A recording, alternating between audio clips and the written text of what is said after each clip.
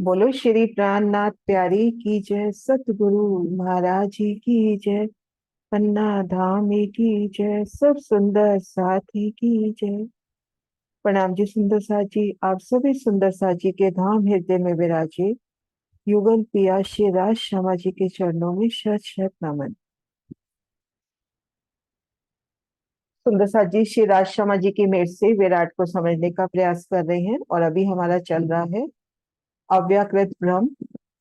अक्षर ब्रह्म की जो चतुष्पाद विभूतियां हैं, सस्रो ब्रह्म, केवल ब्रह्म, सबलिक ब्रह्म और अव्याकृत ब्रह्म। तो हम अव्याकृत ब्रह्म का विस्तार देख रहे हैं। हमने स्थूल देखा प्रणव ब्रह्म को, सूक्ष्म में काल निरंजन शक्ति और कारण में सात शून्य। और आज बढ़ते हैं महाकारण।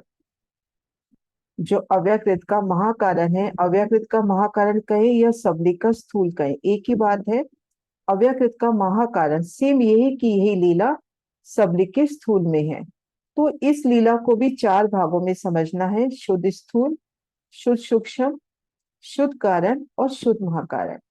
तो चार भागों में अपने को इस शोभा को समझना है।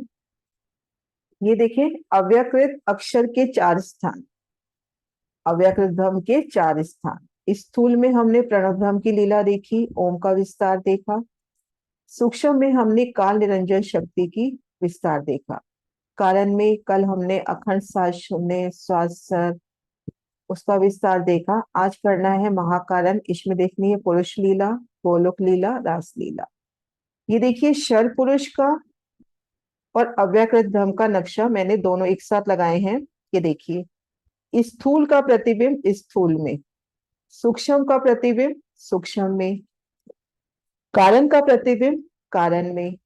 इसी तरह से महाकारण का प्रतिबिंब भी, जो हमने आदि नारायण का महाकारण देखा उसमें सेम वही प्रतिबिंब पड़ा है। यहाँ हम शुद्ध स्थूल में सुमंगला शक्ति देखेंगे, या हमने महाकारण में उन्मुनी शक्ति देखी थी। चार दीप हमने यहाँ भी देखे थे, और ब्रिज और रास की लीला का प्रतिभास यहाँ भी देखा था। तो जो अव्याकृत ब्रह्म में है वही का वही प्रतिबिंब यहाँ पर। अंतर कितना है कि यहाँ पर अनित्य है, नाशवान है, और यहाँ पर नित्य है, अखंड है। यहाँ असत जड़ दुख है, यहाँ पे सत्य है, चेतन है, तो आनंद है। तो इस तरह से पूरा का पूरा इसका प्रतिबिंब यहाँ पर। अब अव्यकृत के महाकारण के भी चार पार्ट्स हो जाते हैं: शुद्ध स्थूल, शुद्ध सूक्ष्म, शुद्ध कारण और शुद्ध महाकारण। स्थूल में हम देखेंगे सुमंगला शक्ति का विस्तार, सूक्ष्म में देखेंगे नित्य वैकुंठ, शुद्ध कारण में अखंड ब्रज का प्रतिभास, और शुद्ध महाकारण में अखंड रास का प्रतिभास। तो सबसे पहले हम शुद्ध स्थूल को देखते हैं। तो यहाँ देखें, महाकारण के शुद्ध स्थूल में अपने को एक मंच दिखाई दे रहा है ना, जिसकी चार पाए हैं। ऊपर एक सुंदर मंच कल्पित है और उसके ऊपर सुमंगला शक्ति बैठी है। तो यहाँ पे पांच शिव का वर्णन आता है और पांच ही शक्तियों का वर्णन आता है। चार शिव के पाए होते हैं और एक शिव का बुनाव, और उसके ऊपर सुमंगला शक्ति, प्रचंड शक्ति जो सुमंगला शक्ति है उस मंच के ऊपर विराजमान है।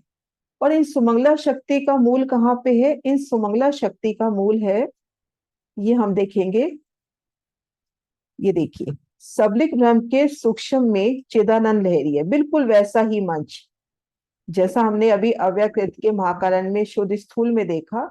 वैसा ही मंच अपने को यहाँ नजर आ रहा है। यहाँ भी चार शिव के पार्टी है, एक शिव का बुनाव है, और उसके ऊपर चिदानंद लहरी विराजमान है।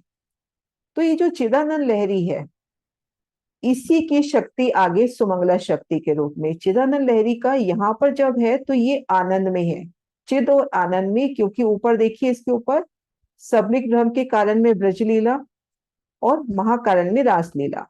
तो यहाँ पर ये एक चिद आनंद के अंदर है, क्योंकि ये ब्रिज और रास की लीला का सुख ले रही है यहाँ पर।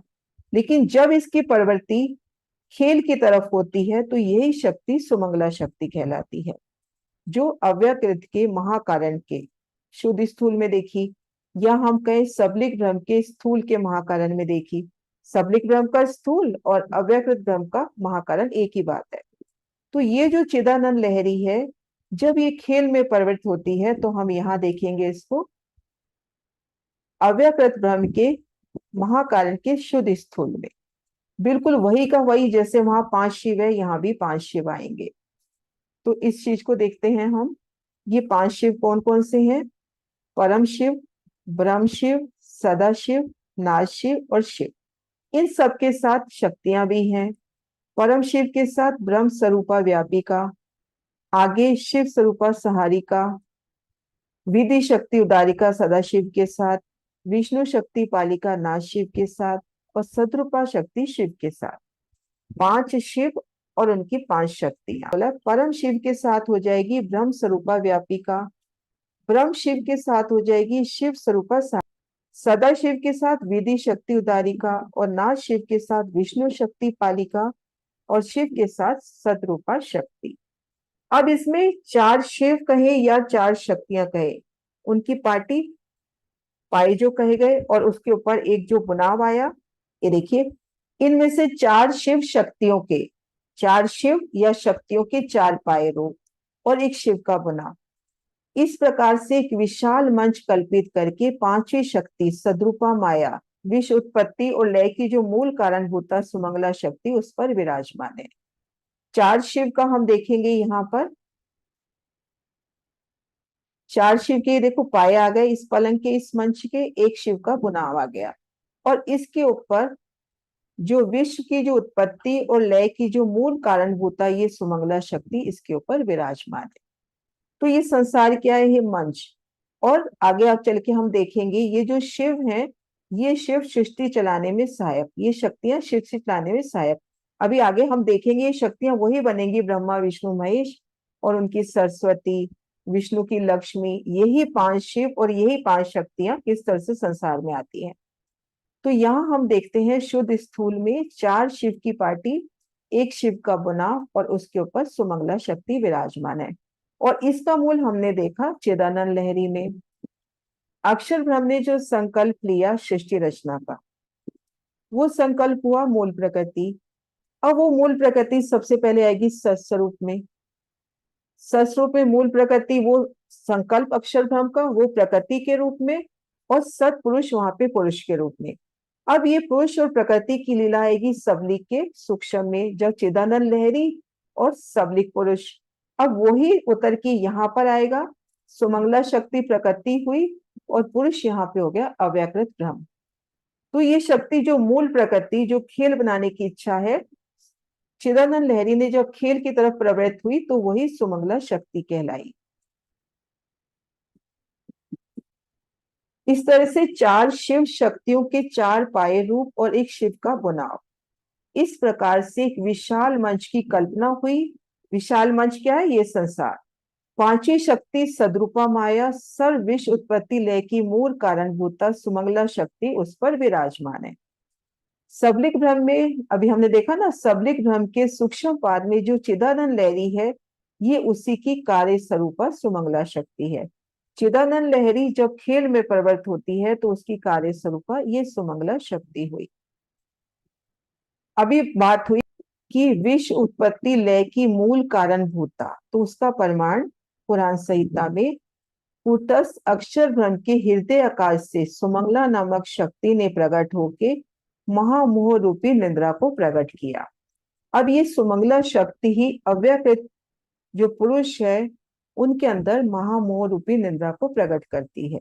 आता है ना कि स्वाप्निक चेतना, तो निद्रा का जो आवरण, तो वो आवरण होता है प्रकट, सुमंगला नामक शक्ति ने प्रकट होके महामोह रूपी निद्रा को प्रकट किया। तो इस तरह से देखेंगे ये जो सुमंगला शक्ति है अक्षर सबलिक ब्रह्म की सत स्वभाव रूपनी है। सत स्वभाव हमने देखा ना कि सत अंग क्या लीला करता है? बाल लीला, खेल बनाना और मिटाना। तो ये सुमंगला शक्ति चित्त रूप अक्षर सबलिक ब्रह्म की सत स्वभाव रूपनी है। सुरता रूप में ये महान विद्या शक्ति है। इसका मूल स्थान तो सबलिक के सूक्ष्म स्वरूप चिदानंद लहरी में है, लेकिन जब ये विश्व उत्पादन का कार्य करती है तो अव्यकृत ब्रह्म के शुद्ध स्थूल में इस प्रकार से एक विशाल मंच की कल्पना करके विराजती है। जैसे यहाँ 5 शिव है, 5 शक्तियां, ठीक ऐसे ही चिदानंद लहरी में है। तो इस तरह से सत्स्वभाव रूपनी महान शक्ति मूल स्थान सबलिक के चिदानंद लहरी में, और जब ये विश्व उत्पादन का कार्य करती है तो अव्यकृत ब्रह्म के महाकारण के शुद्ध स्थूल में इस प्रकार से विराजती है। अब हम इसको थोड़ा सा लिंक करें राजी से अपने सच्चिदानंद सत्य चिद आनंद, तीन रूप बताते हैं ना, सत्य चिद आनंद। सत हो गए अक्षर ब्रह्म, चिद वो चिदगन स्वरूप वे स्वयं हो गए, और आनंद हो गई श्यामा महारानी। अब ये जो अक्षर ब्रह्म के चार पाद हैं, सस्वरूप ब्रह्म, केवल ब्रह्म, सबलिक ब्रह्म और अव्यकृत ब्रह्म। अब सच्चिदानंद अक्षर ब्रह्म का भी है, सच्चिदानंद आनंद अंग का भी है। तो अक्षर ब्रह्म का हम सच्चिदानंद देखें, जो अव्यकृत ब्रह्म है वो उनका है सत्ता। इनको सद्रूपा अक्षर भी कहते हैं, यहाँ पे सद्रूपा माया है। जो अक्षर ब्रह्म का जो सत स्वरूप हुआ वो हुआ अव्यकृत ब्रह्म। उनका चिदघन स्वरूप क्या हुआ, सबलिक ब्रह्म।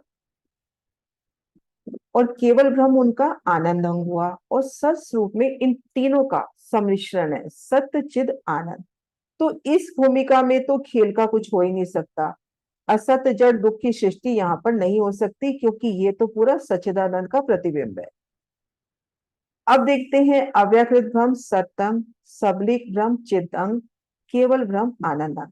अब यहाँ पे दिल में ये प्रश्न हो चुकता है कि जैसे हम करते हैं सत्य चिद आनंद, सत अक्षर ब्रह्म, चिद में चिदगन स्वरूप स्वयं राजी, और आनंद में श्यामा महारानी। तो यहाँ चिद अंग में हम देखेंगे कि पूरा के पूरा अक्षर ब्रह्म की यहाँ पे प्रतिबिंब उतरा है।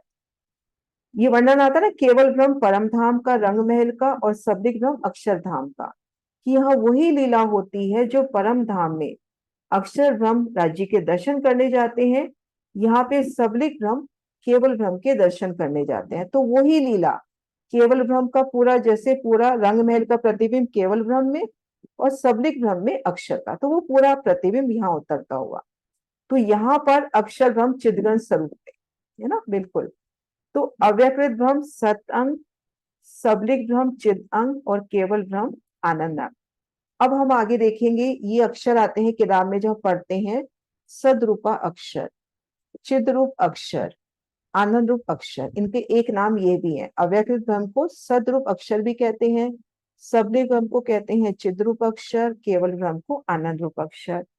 यहाँ पे सदरूपा माया है, यहाँ पे चिद्रूपा माया है, यहाँ पे आनंद योग माया है, और यहाँ पर मूल माया का वर्णन है।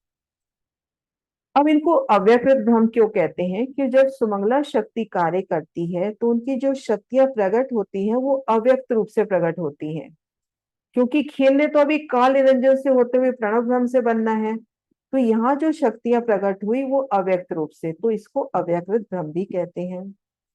तो इस तरह से हमने यहाँ पर अक्षर ब्रह्म के सत्य चिद आनंद को जाना। सुमंगला शक्ति जब सृष्टि की उत्पत्ति करती है तो यही पांच शिव जो हमने अभी महाकारण के स्थूल में देखे, ये कारण में आते हैं, कारण से होते हुए सूक्ष्म में आते हैं, सूक्ष्म में होते हुए जब स्थूल में आते हैं तो यही पांच शिव ओम के रूप में विस्तार पाते हैं। मतलब सुमंगला शक्ति में हमने जो पांच शिव देखे, पांच शक्तियां देखी, वही शक्तियां जब नीचे उतरती हैं, कारण से होते हुए सूक्ष्म से होते हुए स्थूल में आती हैं, तो यहाँ पर ओम का विस्तार होता है। और हम देखेंगे चिदानंद लहरी में हमने देखा यही पांच शिव है। अब ओम के विस्तार में कैसे होता है वो वर्णन देखते हैं। तो अभी एक बार इसमें विस्तार कर रहे हैं कि सबलिक ब्रह्म के सूक्ष्म में यही शक्ति कहला रही है चिदानंद लहरी। अव्यकृत ब्रह्म के महाकारण में वही शक्ति जब खेल में प्रवृत्त होती है तो सुमंगला शक्ति कहलाती है। अव्यकृत ब्रह्म के जब कारण में आती है तो उन्मनी शक्ति, हमने कल देखा था ना कि बहुत प्रचंड शक्ति है। फिर जब ये अव्यकृत ब्रह्म के स्थूल में आती है तो यही शक्ति महामाया कहलाती है।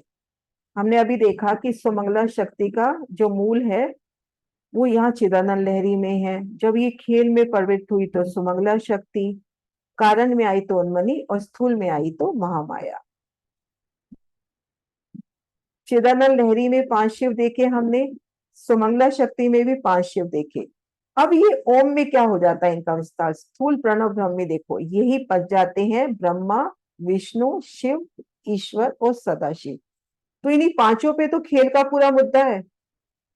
तो ये जो बात आती है कि चार शिव के पाए एक शिव का बुनाव, तो यानी जो खेल संचालन करने में ये पांचों शक्तियां ही तो प्रमुख रूप से योगदान देती हैं, ब्रह्मा, विष्णु, महेश, ईश्वर और सदाशिव।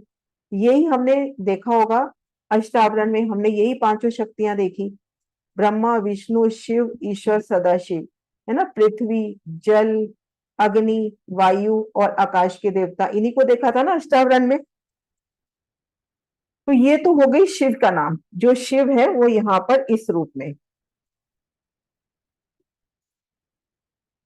अब इनके साथ जो शक्तियां हैं वो कैसे, ये देखो, ब्रह्मा जी के साथ उद्गारिका शक्ति है, वो बन गई सरस्वती। ब्रह्मा जी के साथ सरस्वती शक्ति का नाम आता है ना। विष्णु जी के साथ पालिका शक्ति यानी लक्ष्मी। जो पांच शक्तियां आई हैं वो अब सरस्वती, लक्ष्मी। शिव जी के साथ संगारिका शक्ति यानी काली। ईश्वर के साथ विशाला शक्ति यानी ज्योति स्वरूप। सदा शिव के साथ व्यापिका शक्ति यानी सद्रूपा सुमंगला शक्ति। तो ब्रह्मा जी के साथ उद्गारिका शक्ति अब सरस्वती के रूप में हो गई। विष्णु जी के साथ हम पालिका शक्ति, पालन में जो उनके साथ सहायक रहती है वो ही लक्ष्मी शक्ति। शिव जी के साथ संगारिका शक्ति वो हुई काली। ईश्वर के साथ ज्योति स्वरूप और सदा शिव के साथ व्यापिका, जो संपूर्ण संसार में व्यापक हो रही है, सुमंगला शक्ति। अब इस सुमंगला शक्ति से आकाश, आकाश से वायु, वायु से अग्नि, अग्नि से जल और जल से पृथ्वी की उत्पत्ति। तो इस तरह से खेल का विस्तार।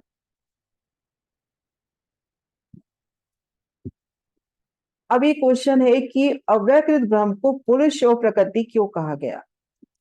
अब पांच शिव है पुरुष रूप में और शक्ति है स्त्री रूप में, तो इसको पुरुष और प्रकृति भी कहते हैं। और सारी सृष्टि का मूल कारण तो मूल प्रकृति भी कहते हैं, क्योंकि सारी सृष्टि का मूल कारण है तो इसको मूल प्रकृति भी कहते हैं। अब इसका थोड़ा सा प्रमाण अपने को यहां भी मिल रहा है वृत्तांत मुक्तावली में। तो ये जो हमने किया ना उसका पूरा रिवीजन भी हो जाएगा, कि मैं सीधा अर्थ ही पढ़ रही हूं। सबसे पहले हमें परम शिव की पहचान करनी चाहिए, फिर ब्रह्म शिव का ज्ञान हृदय में धारण करना चाहिए। सदा शिव तो सदा सुख के रूप है ही, नाम ही है सदा शिव, सदैव कल्याणकारी।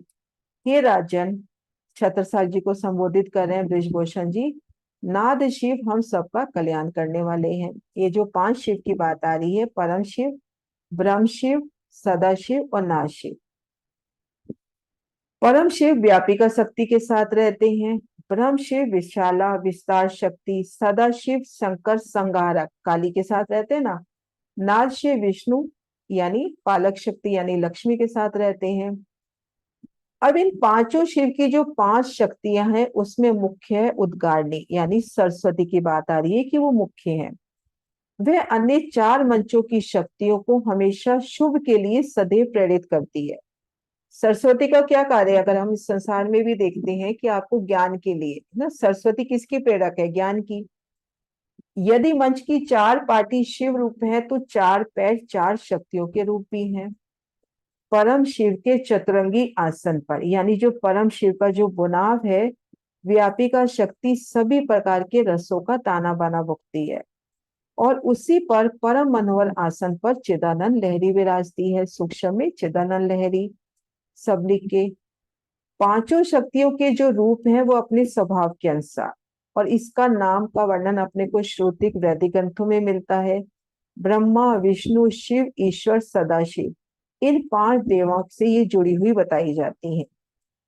फिर वापस वर्णन आ रहा है, शिव के साथ संहारिका शक्ति है, विष्णु के साथ पालिका, ब्रह्मा जी के साथ उद्गारणी अर्थात सरस्वती, और सदा शिव व्यापिका शक्ति के साथ रहते हैं, और ईश्वर के साथ विशाला शक्ति विराजी है।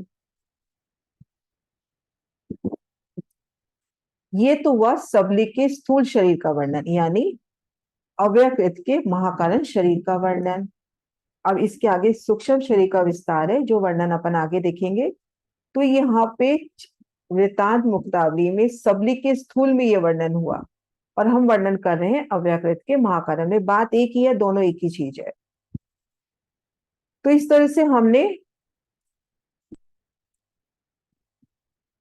अव्यकृत के महाकारण के पहले भाग को देखा शुद्ध स्थूल में। इसमें एक विशाल मंच कल्पित करके सुमंगला शक्ति उस पर विराजी है। 4 शिव का पाए हैं, एक शिव का बुनाव है, उसके ऊपर सुमंगला शक्ति विराजी है। और इन 5 शिव के साथ 5 शक्तियां भी हैं। और ये जो हमने देखा, इसका मूल है सबली के सूक्ष्म में चिदानंद लहरी के रूप में। वहां पे वो आनंद में मगन है, जब वो खेल में प्रवृत्त होती है तो वही शक्ति सुमंगला शक्ति। अब यही शक्ति जब कारण में आई तो उन्मनी शक्ति। तो ये शक्ति काल निरंजन से होती हुई जब यहाँ पर आती है अव्यकृत ब्रह्म के स्थूल में, तो ओम का विस्तार, तो यही 5 शिव बन जाते हैं, ब्रह्मा विष्णु महेश ईश्वर और सदाशिव। ब्रह्मा के साथ सरस्वती, विष्णु के साथ लक्ष्मी, महेश के साथ काली, ईश्वर के साथ ज्योति और सदाशिव के साथ सुमंगला शक्ति। ब्रह्मा जी के साथ सरस्वती, विष्णु के साथ लक्ष्मी, हम लोग शायद ये नाम जानते भी हैं। शिव के साथ काली, ईश्वर के साथ विशाला शक्ति यानी ज्योति स्वरूप, सदाशिव के साथ व्यापिका शक्ति अर्थात सद्रूपा सुमंगला शक्ति। और ये व्यापिका शक्ति ही इस पूरे संसार में व्यापक हो रही है। और ब्रह्मा विष्णु महेश सृष्टि संचालन में इन सब का महत्वपूर्ण योगदान है। तो ये वर्णन हुआ अव्यकृत के स्थूल का। अब चलते हैं सूक्ष्म की ओर। इसका हमने पूरा का पूरा इसका प्रतिबिंब आदि नयन के हमने देख लिया सूक्ष्म में। वहां हमने 4 दीप देखे थे, वही 4 दीप की लीला यहाँ पर है, सेम वही चीज। यहाँ पे सत्स्वरूप की लीला है, चिद रूप अक्षर सबलिक ब्रह्म के बाल स्वरूप की ये लीला हुई। अव्यकृत के महाकारण में ये 4 दीप क्या है, जैसे उनके नयन होते हैं, नेत्र होते हैं। इसको यहां से देखते हैं। ये देखिए, विष्णु लोक, नित्य वैकुंठ, श्वेतदीप और पुष्कर दीप, ये क्या है, अव्यकृत के नेत्र के समान प्रकाशित है। इन चारों दीपों में सतपुरुष की ही लीला है।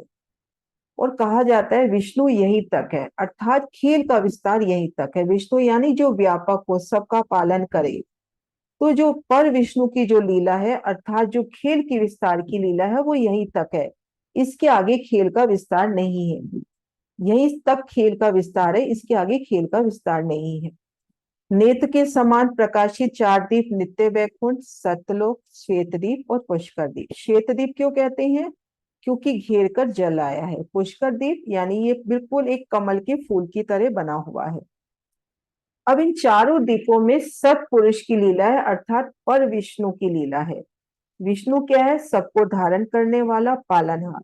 विष्णु का शाब्दिक अर्थ क्या है, सबको धारण करने वाला, सबको पालन करने वाला, सब में व्याप्त होने वाला। तो अभी तक हमने 3 विष्णु देखे। वैकुंठ के हमने देखा ना, सतलोक में विराजित विष्णु। फिर हमने महाविष्णु आदिनारायण को देखा।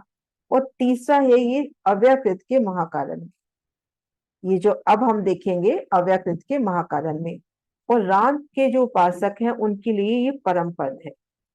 तो पर विष्णु की लीला अव्यकृत के महाकारण के सूक्ष्म तक है, अर्थात खेल का विस्तार यही तक है। इस मतलब खेल विस्तार की जो लीला होती है वो यही से। विष्णु लोक में कौन है, राम उपासक। विष्णु लोक कौन पहुंचते हैं, राम के उपासक। ये अपने इष्ट के धाम को साकेत धाम, सांतनिक लोक, अखंड अयोध्या आदि नामों से बुलाते हैं। सतलोक में कौन जाते हैं, कबीर मत वाले। इसको सतलोक बोलते हैं, अमरलोक बोलते हैं, हंसलोक अलग पुरुष का नाम। कबीर मत वाले सतलोक, अमरलोक, हंसलोक और अलग पुरुष। श्वेतदीप यहाँ पर वैष्णव जन जाते हैं। वैष्णव जन की यहाँ तक पहुंच है, इसको श्वेतदीप कहते हैं, वैकुंठ धाम कहते हैं, विष्णु लोक भी कहते हैं। पुष्कर दीप, इस पुष्कर दीप में खास कर पुरुषों की लीला है। सत्पुरुष ही यहाँ का अधिष्ठाता है। अब इन चारों में लीला तो सत्पुरुष की ही है, लेकिन क्या है, विष्णु लोक, सतलोक और श्वेतदीप में जो यहाँ पर जो मुक्त आत्माएं हैं वो हंस रूप में सखियों के रूप में रहती हैं।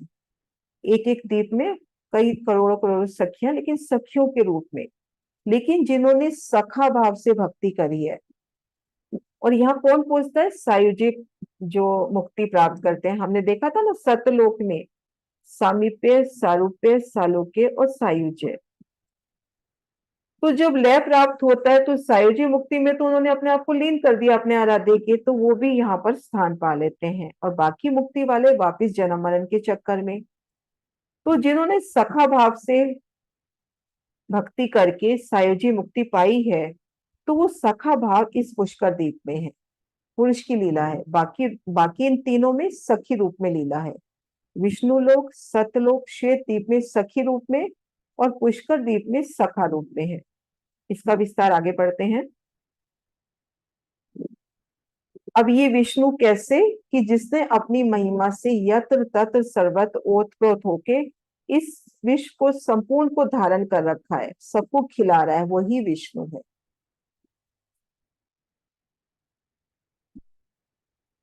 इसी तरह से पद्म पुराण उत्तराखंड में भी ये वर्णन आता है कि विष्णु, यहाँ पे विष्णु का यहाँ तक परम पद है। ये देखिए, उक्त चारों द्वीपों में 100 करोड़ हंस रूपी आत्माएं अपने अपने अधिष्ठाता के साथ रहती हैं, अपने अपने आराध्य के संग। अतः विष्णु लोक, सतलोक, श्वेत द्वीप में 100 करोड़ हंस रूपी आत्माएं सखी रूप में, तो पुष्कर द्वीप में 100 करोड़ हंस रूपी आत्माएं सखा रूप में रहती हैं। जिन्होंने सखा भाव से भक्ति की, वो पुष्कर द्वीप में सखा भाव से रहती हैं। ये हंसपुरी आत्माएं वे ही हैं जिन्होंने सतलोक की 3 पुरियों में 4 प्रकार की मुक्तियों में से अपने अपने इष्ट से सायुज्य मुक्ति प्राप्त की थी, अर्थात जिन्होंने अपने आप को अपने आराध्य में लीन कर दिया था।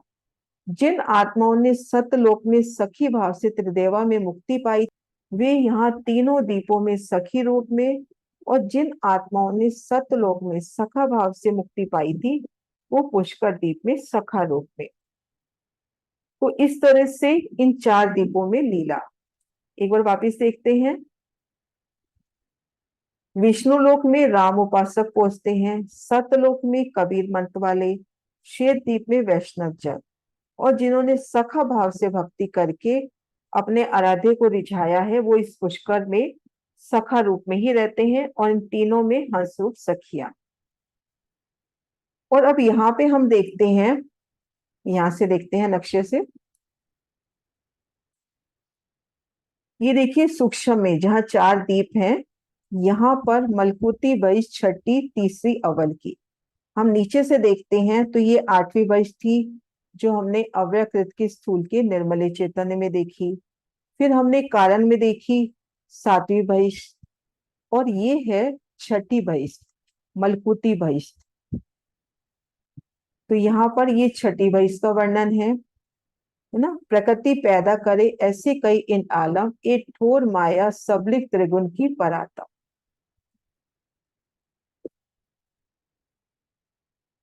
अब यहाँ पे कौन कौन पहुंचे इस वैष्ट में? चैतन्य महाप्रभु, मधुसूदन, नरसैया, वल्लभाचार्य, जो कृष्ण जी के बाल स्वरूप के आराध्य भक्त हैं। अक्षर ब्रह्म की जो 5 वासना है, उनका मुक्ति स्थल भी यहाँ तक है। विष्णु भगवान, शिव जी, सनकादिक, सुखदेव और कबीर जी। देखो चौपाई भी है प्रकाश हिंदुस्तानी से। प्रासीमा पक परवान, जो वासना पांचों लिया निर्वाण, ये पांचों कहूं अपन्यात कर, देखो शब्दातीत घर। तो 5 वासनाओं का स्थान यहीं पर, और ये चैतन्य महाप्रभु, मधुसूदन सरस्वती जी, नरसैया, वल्लभाचार्य, जो कृष्ण जी के बाल स्वरूप के आराधा भक्त थे, उनका मुक्ति स्थल। तो वो सब है इस छठी वैष्ट में, मलकुती वैष्ट छठवीं।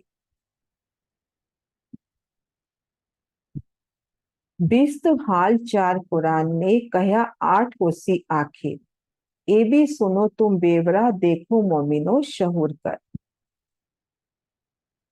कुरान में कहा गया है कि अभी 4 मुक्ति स्थल वर्णित हैं, भविष्य में आत्म जागृति के समय इनकी संख्या 8 हो जाएगी। 3 बिस्त हाल 4 का बेवरा, 1 मलकुती बिस्त, 2 बिस्त अवल लैल में, चौथी मेहमान आई चित। कुरान में वर्णित 4 मुक्ति स्थलों का वर्णन इस प्रकार से है। एक अव्यकृत के महाकरण में स्थित नित्य वैकुंठ मलकूती वैश, जिसका वर्णन अभी हमने देखा। ब्रिज और रास रात्रि के दो मुक्ति स्थान सबली के कारण और महाकारण में, और चौथा मुक्ति स्थान सबली के निर्मले चेतन में है, जहाँ ब्रह्मात्माओं को परम धाम का संदेश देकर रसूल मोहम्मद स्वयं पहुंचे थे। तो यहाँ पर छठी बहिष्ठ। अब शुद्ध कारण और महाकारण में तो हम जानते ही हैं, शुद्ध कारण में अखंड ब्रिज का प्रतिभास है और शुद्ध महाकारण में अखंड रास का प्रतिभास है। नंद यशोदा गोप गोपी ग्वाल बाल राधा कृष्ण की लीलाएं, वेद ऋचा सखियां, उद्धव जी का ये मुक्ति स्थल हो गया। नरसिंह मेहता वल्लभाचार्य चैतन्य महाप्रभु ब्रजलीला के जो उपासक हैं उनका मुक्ति स्थल हो गया। और जो माधवपुर द्वारिका में विष्णु स्वरूप श्री कृष्ण ने रुक्मणी को विवाह के समय जो संकेत मार्ग से ब्रज का दर्शन कराया था, वो यही ब्रज है। वो लीला आती है ना कि संकेत मार्ग से ब्रज का दर्शन कराते हैं, वो यही ब्रज है। ब्रह्मा विष्णु शिव भी इसी ब्रज बिहारी श्री राधा कृष्ण की उपासना करते हैं और अंत में इसी स्थान को प्राप्त होते हैं। परातम उनकी यहीं पर है। अब शुद्ध महाकारण में तो अव्यकृत के महाकारण मंडल में शुद्ध महाकारण को तुरीय या तुरीयातीत कहते हैं। अव्यकृत के महाकारण मंडल के कारण में जिस ब्रज लीला का वर्णन हो गया, उसी लीला में गोलोक धाम का आनंद अभिव्यक्त होता है। उपरोक्त ब्रज लीला से परे महाकारण मंडल के महाकारण के तुरीय पाद में नित्य रासलीला का प्रतिभास है, तो इसको प्रतिभास की रासलीला कहते हैं। चिद रूप अक्षर सबलिक ब्रह्म ने जिस लीला को अपनी बुद्धि में अखंड रूप से धारण किया है, ये उसी का प्रतिभास है।